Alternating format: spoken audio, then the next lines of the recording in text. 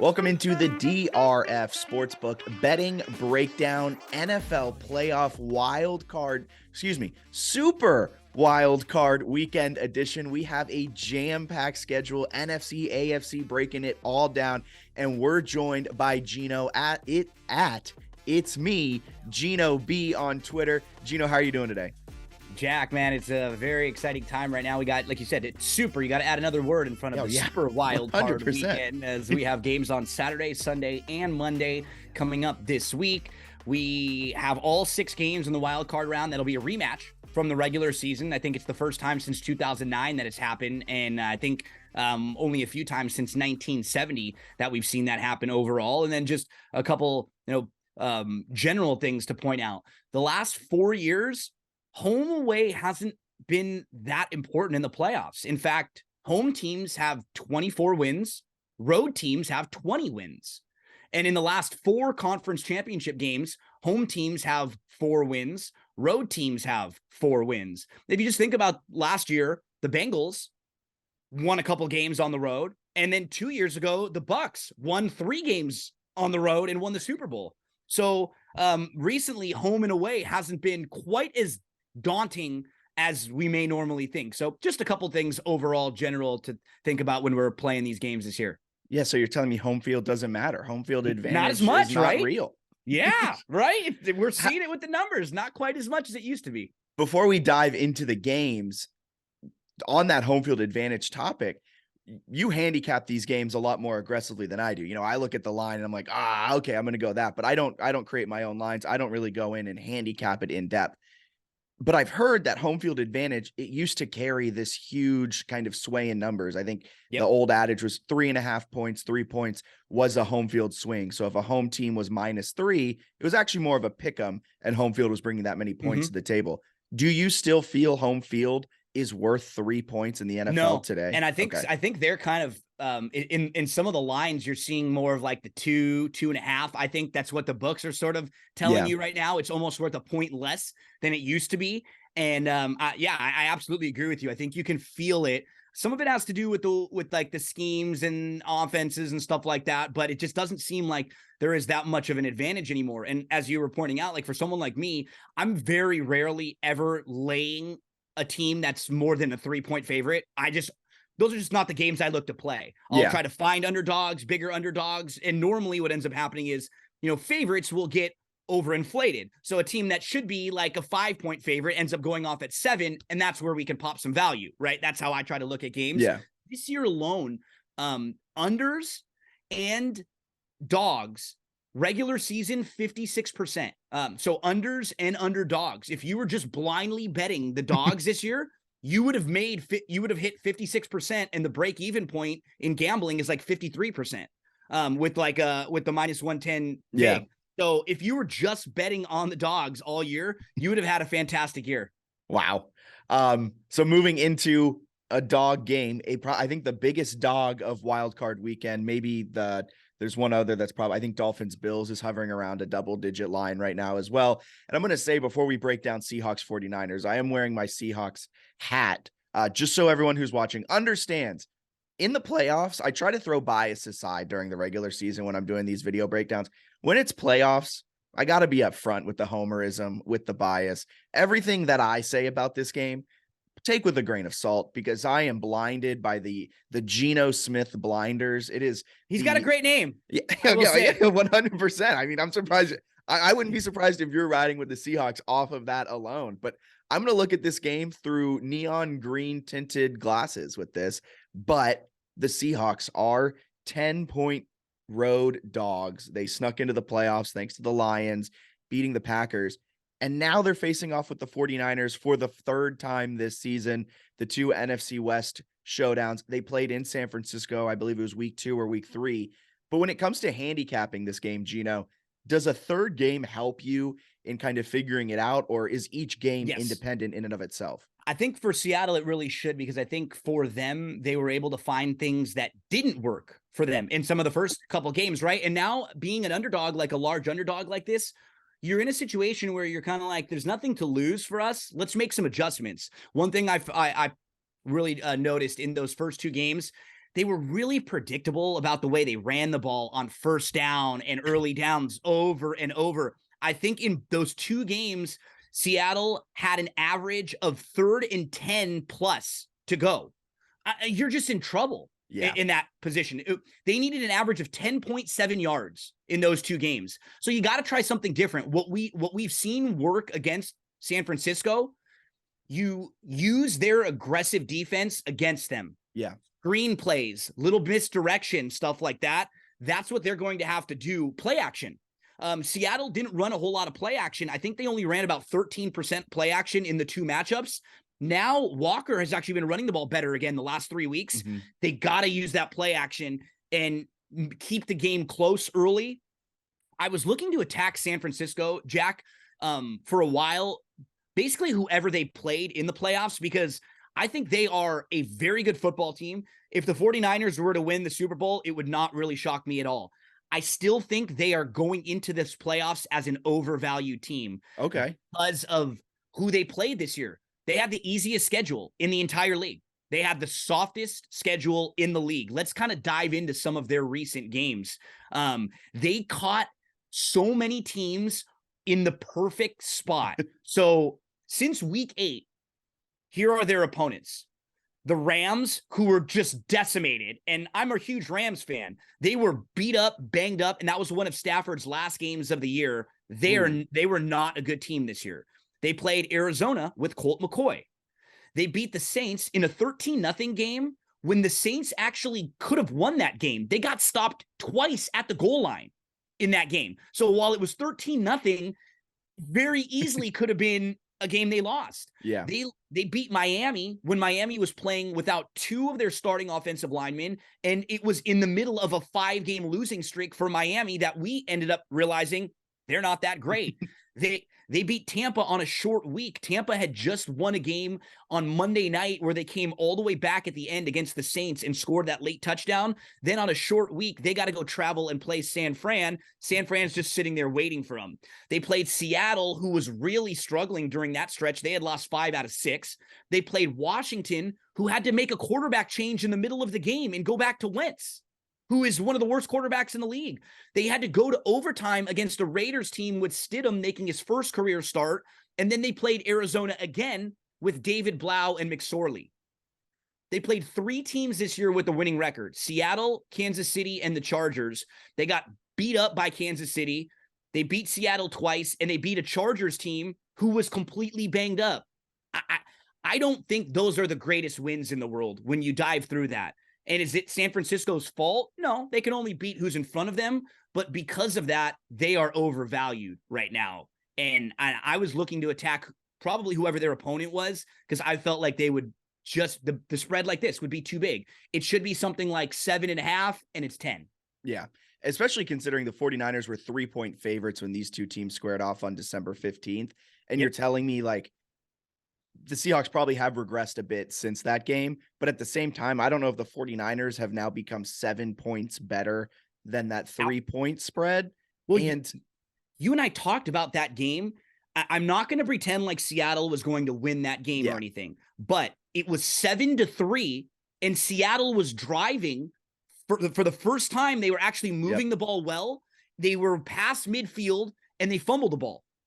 So if they don't fumble and they get any score in that game, and it's 7-6, or for some reason they take the lead, the entire complexion of the game flips. Instead, your team fumbled the ball. 49ers went back and scored a touchdown. It's 14-3, and the game's over. Yep, 100%. And it's just why it was kind of mind-boggling to me. I knew the 49ers, of course, would be favorites in this, but a double-digit favorite with 57% of the public right now on the 49ers. Yep. Just is kind of very, very interesting. Like there's been all these studies, or I guess people diving into the numbers. How often is it that a third team ends up winning? And it's about average. And but it's not always going to be a blowout. These teams know each other. They know what's going to happen. I'm again biased. I'm all over Seattle plus 10. I'm also sprinkling a little bit on them on the money line, because I don't think it's far-fetched to think they can win, and they're plus 325 to win straight up. And that seems like a really high number. And I don't want to be the guy who is just sort of waiting for someone to fail, but There's going to be a game when Brock Purdy does Yes. not play well. Like, it's inevitable. There's a reason why this guy was a really Well- low draft pick and not a higher quarterback, because he's inconsistent. Yep. He's been put in a fantastic spot to succeed right now. But a couple stats: no third string quarterback has ever led a team to a Super Bowl. Teams have made the Super Bowl in years where they've started 3 quarterbacks, but by the time they got to the Super Bowl, their initial starter was back. So, I mean, you dive into him, they're not throwing the ball down the field at all. They are, I think, 6th. They have the 6th lowest average depth of target in the starts that he's been playing. So the thing is, they're not taking big shots. They're not going deep down the field. There's a margin for error with this team.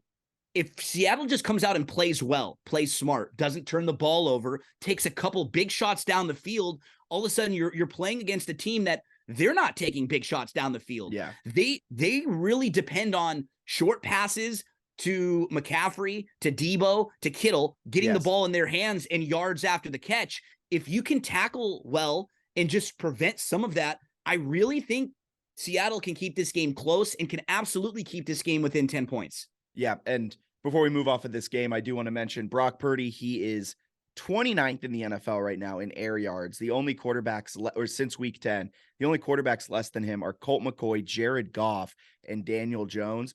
Also worth noting, though, the Seattle Seahawks will be without Jordan Brooks, their star linebacker, and that will be key in this game. However, Jordan Brooks, when you look at him from a kind of zone coverage, man-to-man type of linebacker in the passing game, that's his weak point, and he's not necessarily as great in that. So maybe Tanner Muse, who's stepped in with Cody Barton moving around, and it forces them to bring in an extra player in the secondary, because now they're playing more of a 4-2-5 type of setup. Not to get too into the weeds of it all, but that may actually help the Seahawks in this game as they're defending that more intermediate short route. So, well, and trying, like you said, because they're not attacking down the field, that'll help you against the run also too, because that's one of the weaknesses for Seattle, is trying to stop the run. I think in the 2 games against San Francisco, they ran for like 170 and 180 yards on the ground. If you can slow them down a little bit there, try to force them to beat you down the field and make Brock Purdy have to earn it. Right? Yeah. Make this guy prove that he has to make a couple big throws. Just the whole perception of this game, I think, flips being in a playoff game, because now there's a little bit of pressure on Purdy. You just muck this game up, and all of a sudden it's a 1-possession game late, and you're the Seahawks, and you're like, well, we aren't even supposed to be in the playoffs. It's like the Lions, what they did against the Packers. They're not supposed to be in that game late. You don't feel this pressure. I think for Seattle, their year was kind of interesting because they got off to such a good start that they were overachieving a little bit. And then maybe there was a little bit of pressure that started to be put on them, like, this accountability or this perception of who we are. And now they got into the playoffs. Now that's all that matters. Now it's a brand new season. And now there's really no pressure on them. Yeah. They go into this game against San Francisco. Nobody's expecting them to win. They're a double-digit point underdog here. You make 1 or 2 plays in this game early, and then you're in the game. And then you put all this pressure on Brock Purdy and a 49ers team that has had some playoffs issues the last few years, right? They've been a very good team, but it was Jimmy G one time. It was a fumble here. It was a missed kick here. There have been a few things throughout the last couple of years for why they haven't been able to seal the deal. So, I like your Seahawks in here as a double-digit dog. Love it. Love it. All right, moving on from that game. I think one of my favorite games, because I'm all over the not the wild card team, not the division winner. What do they call the I guess they're called the wild card. Yeah, the wild card teams. I guess the at large. I'm all over the wild card New York Giants in this one. Giants, absolutely. Vikings. The Vikings are the biggest frauds in the NFL, and I could go on a whole diatribe here about why I think Minnesota is overrated in every single aspect of every single part of their game. But I just want to hear your quick thoughts on Giants, Vikings, and what your pick is for this game. Yeah, absolutely. Giants plus the 3, Giants on the money line. These two teams were kind of similar throughout a lot of the year. The Giants were a team kind of like Minnesota in that, you look at the Giants and they don't really do anything great, but they're a really well-coached team. They win on the margins. They run the ball pretty well. And when Daniel Jones is moving his feet, they're actually a pretty good team. These two teams played not long ago, and the Giants had more yards. The box score looked like the Giants won that game. Yep. And Minnesota needed a 61-yard field goal to win the game, which was 10 yards longer than their field goal kicker had ever kicked a field goal in his life. Like, that's the kind of way they won games this year. Keep in mind, even in the game they won, they let the Giants go the length of the field in a minute to tie the game and score a 2-point conversion late in that game. This Minnesota defense is miserable. I mean, they're really, really bad. They're dead last in yards allowed. Prior to Sunday, they'd allowed at least 20 points in their previous 8 games. They allowed 40 in 2 of them. 6 of those 8 opponents went over 400 yards in total offense, which the Giants did. And the Giants are a little healthier. They started to run the ball a little bit better down the stretch. I was hoping this was going to be the matchup after watching that game when they played against each other a few weeks ago. I was just waiting for it and hoping it would come back. I already jumped in on the Giants right away when this number popped up at +3 and on the money line. And I completely agree with you. I just think it's a fantastic spot for the Giants, who kind of had that Seattle year, right? They won 7 of their first 9 games. Then they struggled. They didn't win for a month, but getting a little bit healthier. And the secondary is going to be a little bit better with Jackson and McKinney coming back. Daniel Jones in weeks 15 through 17, the games where they needed to win, the important games for them, he was second best in QBR during that stretch in order to get them into the playoffs. So this guy's been good this year. He didn't turn the ball over throughout a lot of the year. It's been a good chemistry with him and the coaching staff. We're on the Dogs right off the bat, baby. Let's go NFC Dogs, Seahawks and Giants. I love it. And Cowboys, Bucks. I don't want to say I'm on Dogs the entire way, but were you talking All Dogs Go to Heaven? That was a great movie. Talking All Dogs. I loved that movie when I was a kid. I think we might be. The Bucks at +2.5. I don't know. You probably already know this. You're so in tune with everything. The Cowboys stink on grass. Right now, they have been terrible. And in their 5 games on grass this year, they lost 4 of them. 1-4. In those 5 games, the key is their defense, which is a really fast defense that gets after the quarterback. They're not as fast on the traditional grass as they are on turf. So the defense is 3rd in games on turf in EPA per played allowed, and they're 11th on the grass. In EPA per dropback allowed, they go from 3rd all the way to 15th. They go from being an incredible defense to just an average defense. They go from a team that scores 27.5 points on all field types. It's 5 points worse on grass. They turn it over double the amount, and then they allow 7 more points defensively on grass than they do on the average of turf and grass. So turf, they're absolutely destroying opponents, and then grass, they're absolutely getting cooked. So Dak is tied for the league lead with 15 interceptions. He missed 5 games this year. Thank you so much for bringing that up. In history. It's a record. He set the record. No quarterback has ever led the league in interceptions with missing 5 games in the year. He's actually thrown at least 1 interception in 7 straight games for them. And it's been a while where they really haven't played all that well. Think about it. In week 1, they only scored 3 points against Tampa in that game when they lost at home. And they started to play a little bit better since Dak came back. They scored. They averaged 32.5 points per game, which is number 1 in the league since he's returned. But think about those games individually. Week 13 against the Colts, it's a 2-point game going into the 4th quarter. And then they have that incredible 4th quarter and they blow them out.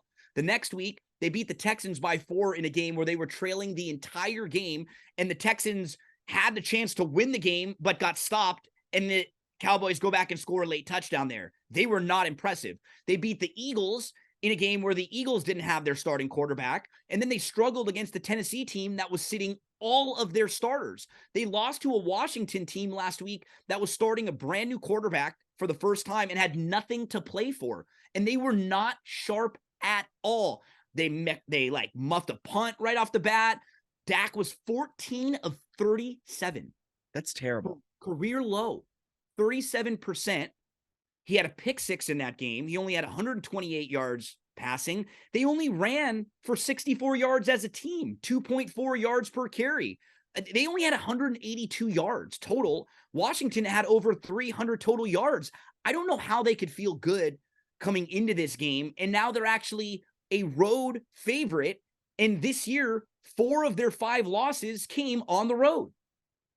Yeah, I don't understand how they're a 2.5 point road favorite. And the public agrees with us here. 65% of the public right now, which this can change drastically. We're recording this on Tuesday games. This game's on Monday. So a lot of money can come in. The public can sway, but 65% early on is on the Buccaneers.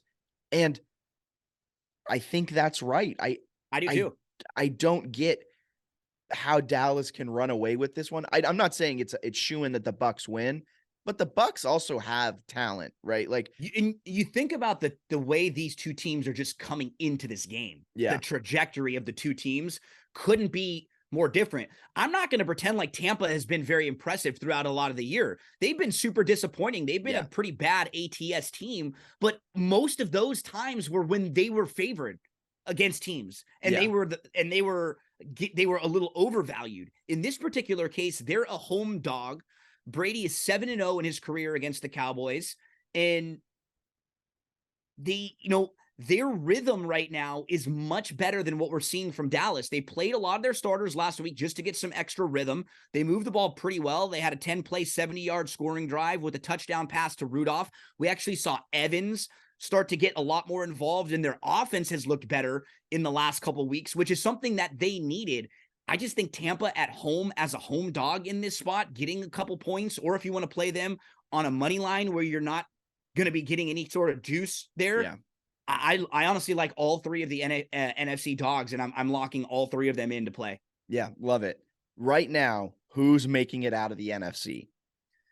I still think Philly, and I think some of that has to do with me being a little bit anti-San Francisco, because most people right now would tell you San Francisco. Yeah. I'm just concerned about Purdy. Like we said, I actually would have liked to see, if I was a San Francisco backer, I would have liked to see Purdy have thrown in a clunker already at some point, like 2 games ago, and kind of get it out of the way. You almost feel like these teams like San Francisco and the Bengals right now, they come in on these big win streaks, and you're kind of waiting for them to throw in a bad game. Yeah. I sort of like getting the bad game out of the way before the playoffs start, right? And that's my worry with San Francisco. And you look at the rest of the NFC, God, it's really hard to trust anyone, right? 100%. I mean, Minnesota, I definitely do not trust at all. We're talking about Seattle as a live, feisty underdog. I don't know if they could go on the road and win multiple games. I don't think the Giants can do that either. And I really don't think much of Tampa. It's sort of a process of elimination for me that gets me down to the Eagles. Yeah. I think because they've struggled a little bit in the last few weeks,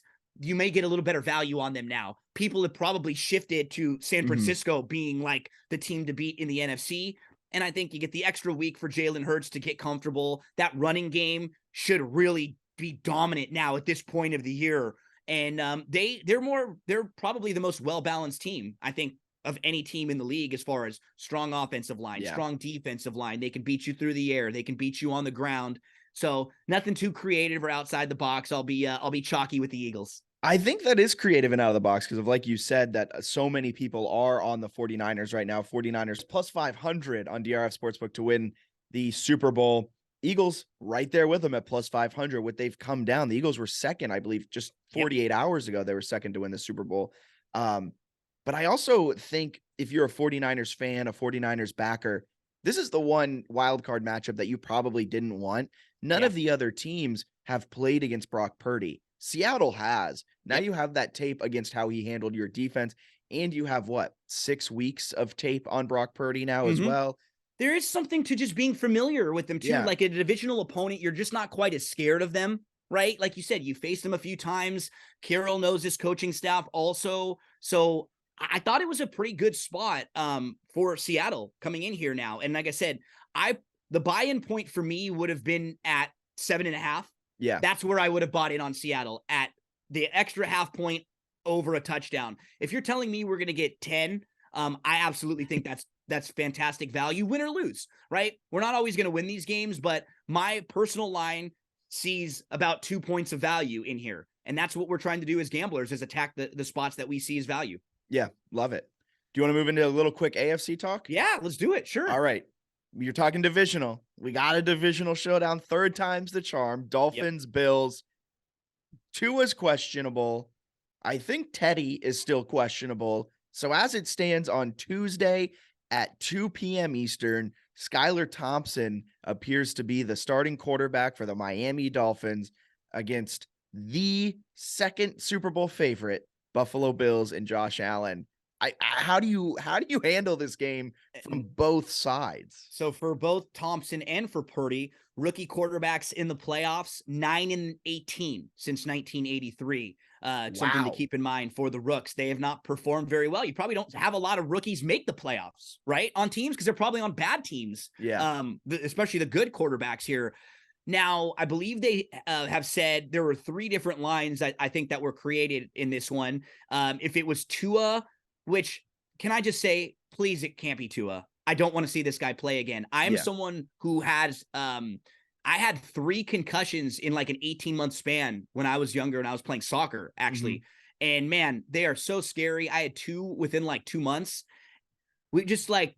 We all knew when we saw him earlier in the year, it was scary. And then they put him back in the game again. Like, I don't want to watch a game with him playing right now and have to think about that and worry about all of that. Like, it's just scary. He would be playing and they would be a 7.5 point underdog. Teddy B would be 10. Thompson, it might go up to 14 with Thompson. Wow. It could be that high. They've averaged 16.3 points when it's not Tua. And they've averaged 25.5 points when it is Tua so far this year. And it's so hard. Like, you look at their offense, they couldn't move the ball at all last week. They had just 300 total yards, 140 through the air. They only had 17 first downs on 9 possessions. They scored 11 points in that game against the Jets. Neither one of their top 2 receivers had a catch for longer than 15 yards. So Waddle and Hill weren't going up and down the field. They ran the ball okay. But for them, it was another roller coaster year. They got off to a pretty good start. Yeah. Then they got 3-0. Then they lose the next 3 games. Then they win 5 in a row, and everyone's talking about them like they're the best offense in the league. But Tua was second in the MVP odds. Yep, and they're kind of beating up on inferior opponents at that time. Yeah. Then they go on a 5-game losing streak where they look terrible, but they did find a way to win a game they needed to win. It was only the 5th time in NFL history a team has made the playoffs after a 5-game losing streak. So, I mean, what's hard for them is they've, like, the offensive line injuries have just crushed them. Like Armstead and a couple of their tackle issues. Last week, 4 of their 5 offensive linemen allowed multiple pressures. And it doesn't seem like a great matchup for a Bills team right now that's kind of playing with a little bit of extra motivation, right? This might be what we saw with the Bills last week, running that kickback on the first play of the game. You always wonder when a team has this emotional weight to carry, is it going to lift them? Sometimes it becomes a little too much to bear. Yeah. And it becomes a little overwhelming. And we saw that almost happen last week with the Bills, where they kind of came out and they had all this emotion, and then the game got a little bit tight in the middle of the game, and they needed to run another kickback in order to win that thing. I don't like the spot for Miami. I don't think I would be laying the number with the Bills. Like, I'm not lining up to go bet a double-digit point favorite like this who's playing a divisional opponent for the 3rd time. Heck, Miami did beat them one of the 2 times this year too, and they played them pretty close in both of them. I wouldn't be shocked if the Bills win this game pretty easily. I just don't like the way Miami is coming into it. And it felt like for a lot of the year that the Bills weren't quite playing up to snuff. Yeah, 100%. They lost 3 games by combined 8 points. It is kind of funny to feel like they were a little disappointing this year, and they could have been undefeated, honestly. Yeah. Like, all 3 of those games, when you think about how they lost, the one fluky loss to the Vikings, the one crazy fluky loss early in the year to the Dolphins, and then one to the Jets. That was it for them. They didn't look bad, really, or get beat up in any game this year. Yeah, I didn't even realize that. They're 13. Wow, that's insane. That is. Then you got the Vikings, on the other hand, 4 losses, and they have a negative point differential, and their per game scoring margin is -0.2. And you're like, how are you the way that you are? Yeah, I think all of their losses were by double digits, and 11 of their wins were by single digits, which was incredible for the Vikings. It's good for them. Good. Yeah. Quickly moving on to Ravens, Bengals, another divisional one. question marks. Another one that has question marks around the quarterback. Is Lamar going to go? We don't know. So I just love to get how you are handicapping this game and what your pick is for Ravens Bengals. Yeah, that's what's hard. The Ravens didn't play Tyler Huntley last week and Mark Andrews. I think just in case they wanted to make sure that Huntley would be there. Lamar missed the final 5 games. So even if he does play, what will we see from him? This offense hasn't looked good. And honestly, some of it is Lamar, but some of it is more than Lamar. They have the least productive wide receiver group in the league. They just don't have a good group of wide receivers, and guys that were supposed to be productive for them this year got hurt. I think Bateman early in the year was someone who I thought was going to be a big part of their offense. He got hurt and they've struggled. And for some reason, they're terrible on 4th down. It's like really weird for a team that's such a good running team. They had 2 more 4th down failures last week. They're 8 of 20 on 4th down. They're 19th in power success rate, and they're 20th in offensive DVOA on 3rd and 4th and short. Like that was always automatic for them. I don't get a feel for this game nearly as well as I do for the NFC games either, because I do think the Bengals are playing a lot better. I don't like what I've been seeing from the Ravens recently. And honestly, like I liked the Bengals a lot last year. I think they're a little overhyped right now because a couple of their games, the balls have really bounced their way. And you don't normally just cover every single game in a row like the Bengals have been doing recently. Keep in mind, now their right guard Kappa had an ankle injury. They're already without right tackle Collins for the rest of the year. So that offensive line might be a little depleted. Now, the Ravens defense has been playing a lot better since they made the trade for Roquan Smith. They've been like a really, really good defense, but where their defense struggles through the air, and Joe Burrow should probably be able to attack that secondary pretty easily. So just kind of trying to play it out in my head, the Ravens would need to get like a pick 6, fumble return for a touchdown, something early in the game to kind of get them up and sort of flip the script of the game. Otherwise, if they're behind, I don't think they're going to be able to come back with their lack of receiving weapons. And like, if it is Lamar, he's not going to be sharp. And if it is Huntley, he doesn't really move the ball very well with his arm. So I just think it's a bad matchup again, even 3rd time through. And last but certainly not least, Chargers, Jaguars. I think this might be the best AFC game on the docket.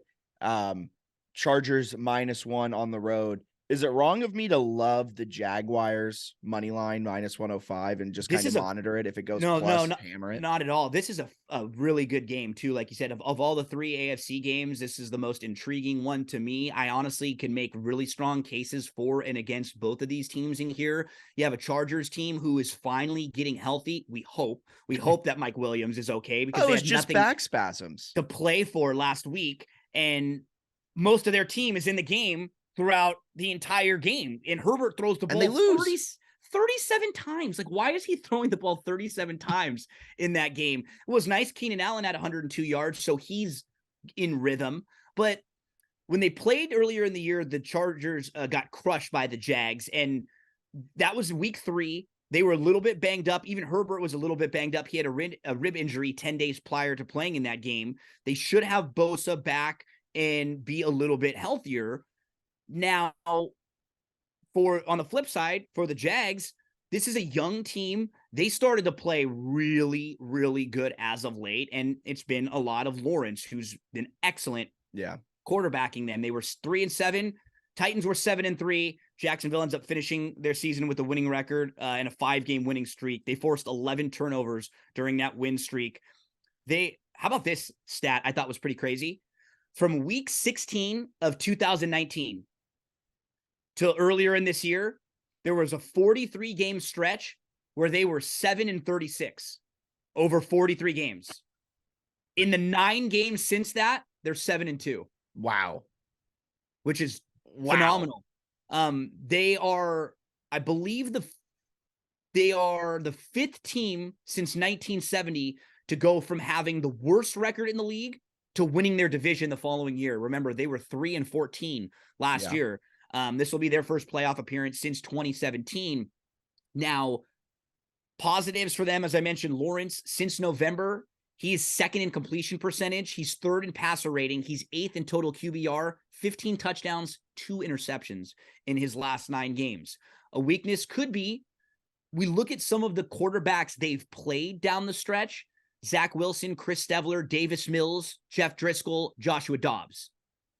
Justin Herbert's a little bit better than those guys. It's a murderer's row of backup quarterbacks and journeymen. Wow. Yeah. So their defense is going to have to step up a little bit here against what should be a pretty good offense. And I worry in a game like this now, as a young team in the playoffs, we saw sort of last week when the pressure was on them, they didn't play all that well. They sort of needed that defensive score late in the game. Yeah. But what I do like about them is, you wonder, being young, do they kind of not even realize, right? Do they're sort of, hey, we're here in the playoffs. We're kind of happy to be here. We're just going to go out and play our game.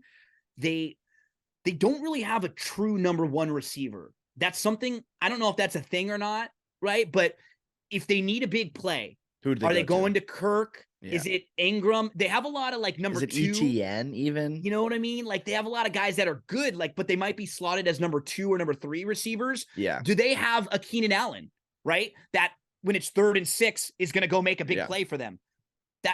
That's what we'll see. Yeah. And this by far is the most fun game of just like, I've just going back and forth like I did. Every point you can have a counterpoint for the other team. I didn't feel that way in the first 2 AFC games that we talked about, but this is the real juicy one.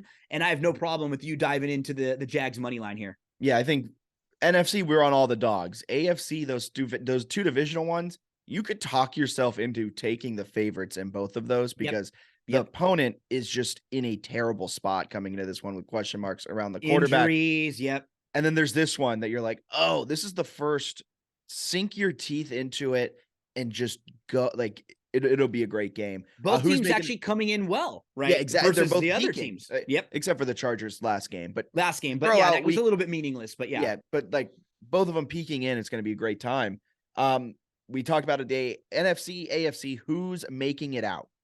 I would pick the Bills. If you were looking for a feisty team, if the Chargers get through, I actually think they're a live dog against whoever they play. Because I trust Herbert, and if they're healthy and if Bosa's there, like, the reason why the Chargers were 6-6 this year was because of injuries. Yeah. It was not just because of their talent. And then as they got healthier, they got better. So I think, like, I don't think the Jags could beat like multiple teams. I actually think the Chargers could if they get through Jacksonville. So following that game, they would be the live dog I played. Otherwise, I'd probably lean on the Bills right now, maybe getting that little bit of extra pick-me-up from everything that's gone on right now. And what we see with Allen the last 2 years, wanted to pull up some of his numbers. Like last year in the playoffs, Josh Allen last year was 2 playoff games. Josh Allen threw 9 touchdown passes, 0 interceptions, and he had more than 600 yards passing. And what we see from them, why they're a scary team to play against, is that you're not worried about him running the ball anymore, about him not running the ball anymore, right? I think during the year, you don't want Josh Allen running 15 or 20 times right up the middle and getting hurt. Yeah. Now, you take those handcuffs off. This is the playoffs. You just got to win. And when it's 3rd down and 4, that guy gets the first down. Like, he just pushes through. And so if I wanted to tie myself to one guy throughout this playoffs, I think it is Josh Allen. And I think I trust in him making the big plays and getting there. And what's nice is they won't have to go on the road. We know that if they do make the AFC Championship game and it is against the Chiefs, it'll be at a neutral site, which would kind of be fun, right? A neutral site AFC Championship game. That would be kind of cool with those 2 teams, with Mahomes and Allen, you know? This is going to be a test case. We're going to see a future in like the next CBA, NFC, AFC Championship games at neutral sites. Right. And instead of just 1 Super Bowl, we're going to have 3 Super Bowls. You're right. And it's going to be insanity. It's going to become a thing. Yeah, right? 100%. It's going to become like a 2-week experience. The NFL is like crossing its fingers right now that this works out. Please be Chiefs, Bills, so we can go to a neutral site. And if that doesn't happen, they're going to be like, we're going to figure out a way to do this. Yeah, that would just be such a fantastic rematch from last year. the Chiefs, who we won't talk about very much this week because they have a bye. But just one thing I wanted to mention for Mahomes. So this is the 4th time in the last 5 years they are the number 1 seed. The last 4 years, so the 4 years that Mahomes has been the starting quarterback, that's absurd. They've been in the AFC Championship all 4 years. They made the Super Bowl twice. The 2 years they didn't, they lost in overtime. The 2 games that they didn't make it. It's like, wow. That's we get a little bit spoiled with how good he is, because it's like it's like when Michael Jordan's playing and you're just like, he goes out there every night and you get used to it. But man, just another fantastic year for him. He actually had more passing yards this year than to his receivers than his receivers had last year with Tyreek Hill. And he broke the all-time record for offensive yards in a season. He had over 5,600 yards because he had 358 rushing yards this year. He actually had 6 receiving yards, Mahomes. He had a reception there too. So he broke the all-time record for most total yards, responsible yards. Jeez. The guy just, want to give him some love because he's incredible. He's going to be fun. And before you get up on out of here, I have one last question for you. Dark horse Super Bowl winner. I'm on the Chargers, and I'm not just saying that because of what you said, but absolutely. I'm on the Chargers. I agree. I think if you're looking for like a fun long shot to throw at, I would throw the Chargers. Heck, I mean, if you're looking for one in the NFC to throw, just sort of looking at the way they would have to get there, for me, it would be the Giants. Really? Of the teams, I think, because looking at their matchup, they play the Vikings there. Which you and I both think they can win that game. Yeah. Right. So if they move through and then they play the Eagles, they would probably be the highest team left. If Seattle loses, they would go on and play the Eagles, a team that is a division rival that they just played pretty competitively last week in a game where the Giants weren't playing a lot of their starters and they know them well. So I'm just sort of looking at their road there. And then even for a Giants team, if they were to have to go and play at San Francisco, it's not like that's a tough place to play. It's weather-wise or anything like that. Like, that's not an easy game, but I think their road, if you're looking for kind of a fun, feisty long shot, may not be the most difficult road, starting with a very winnable game against Minnesota. All right. See, if I'm going NFC, a dog to get out of the NFC, I like the Bucks. Yeah, but that's just because they get the home game right off the bat. And it's Brady, Mike Evans, Chris Godwin. We know he's been there. And like, no, we don't trust anyone in the NFC right now, really. So this might be my bias speaking. I could talk myself into the Seahawks too. If they get through, because if they get through their first game, that's their hardest game. Yeah. Then there's the nothing Eagles, else there that scares you. Yeah. But so it's going to be a fun playoffs, and it's going to be excited. It's going to be a lot of, I feel a profitable wild card weekend. Maybe might throw a complete underdog money line parlay on the NFC, and we got to. It won't hit, but it'll be a lot of fun. Dog money line parlay. We got to do it. Gino, do you want to plug where people can find you, everything like that, before you get up on out of here? The floor is yours. Yeah, thanks. Podcast is That's What G Said podcast. You can subscribe and download anywhere you get your podcasts. We've previewed every football game all throughout the year. My buddy Eric, who you've done some work with recently, I think he'll be on next week. Help with one of your shows. He is really, really sharp, and he's helped me preview every game throughout the year. We'll be doing the same throughout the playoffs. If you follow me on Twitter, it's me, Gino B. I post all my content there. I do a lot of individual game videos. I work with a couple different places, Better Than Vegas, where we host and cover a lot of sporting events there. So if you're a fan of sports and wagering, come give me a follow. It's me, Gino B. And I promise you, as dorky as and in-depth as I am, we're in this conversation with everything I talk about, with horse racing, with Star Wars, with Marvel, I break all those shows and movies down and we get into the weeds. So if there's something that you're interested in, I promise I will give that topic all the respect that it deserves. I love it. Thank you so much, Gino. And let's have a profitable wild card weekend. Let's sweat out a 3-team NFC parlay, moneyline dogs. Let's have some fun. Good luck, Jack, and good luck to your Seahawks. Thank you.